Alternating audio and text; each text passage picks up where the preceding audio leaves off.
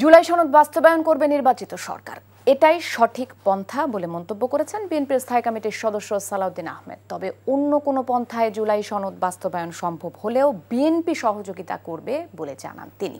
Foreign service একাডেমিতে ঐক্যমত্য কমিশনের বৈঠকে জামায়াতের নায়েবে আমির জুলাই সনদ বাস্তবায়নে গণভোটের প্রস্তাব দেন।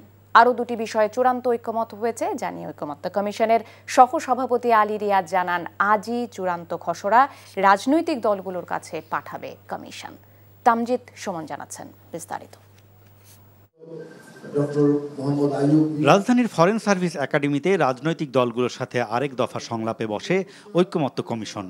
জুলাই সনদ কিভাবে বাস্তবায়ন করা যাবে সেই পন্থা বের করতেই এবারের বৈঠক। দেশের প্রধান রাজনৈতিক দলগুলো সহ ৩০টি রাজনৈতিক দল তাদের মতামত দেন।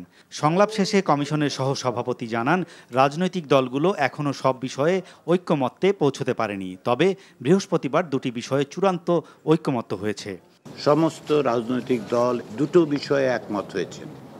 একটি হচ্ছে সুপারিশের যেসব বিষয় সংবিধান সংশ্লিষ্ট নয় সেসব বাস্তবায়নের জন্য অন্তর্বর্তী সরকার অধ্যাদেশ জারি করতে পারে।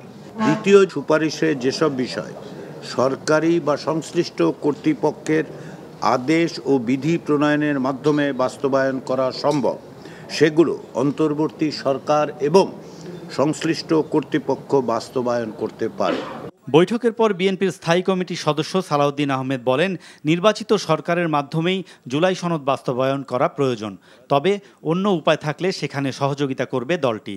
আর নতুন আঙ্গিকে প্রায় একই ধরনের মত গণসংহতি আন্দোলনের। জুলাই সনদ হবে একটি জাতীয় প্রতিশ্রুতি এবং এই প্রতিশ্রুতি বাস্তবায়ন হবে পরবর্তী সংসদে যারা নির্বাচিত হবেন তাদের মাধ্যমে। আইনগত বৈধ এবং সাংবিধানিক প্রক্রিয়া থাকে সেটার মধ্যে আমরা একমত হব, কিন্তু যেই প্রক্রিয়াগুলোর কথা এখানে বিভিন্ন পক্ষ থেকে আলোচনা এসছে সেটার প্রসিডিউরাল মিস্টেকের কারণে যদি উপযুক্ত আদালতে চ্যালেঞ্জড হয়, যে প্রসিডিউরাল মিস্টেকের মাধ্যমে যাতে আমরা একটা ভুল সিদ্ধান্ত না নেই সেটা লক্ষ্য রাখতে হবে।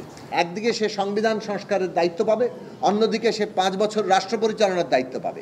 এই দুটো দায়িত্ব জনগণ আগামী সংসদকে দেবে। এই জন্য এটার নাম হওয়া উচিত সংবিধান সংস্কার পরিষদ অথবা সংবিধান সংস্কার সভা। তবে জুলাই সনদ বাস্তবায়নে গণভোট উত্তম পন্থা বলে মনে করে জামায়াতে ইসলামী।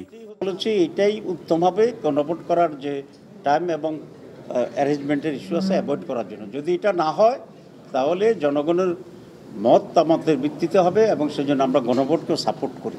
আগামী 13ই সেপ্টেম্বরের মধ্যে রাজনৈতিক দলগুলোর পক্ষ থেকে জুলাই সনদে স্বাক্ষর করার জন্য প্রতিনিধির নাম চেয়েছে জাতীয় ঐক্যমত্য commission.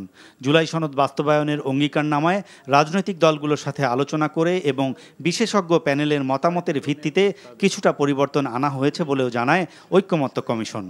Tamjid Suman, NTV news, Dhaka.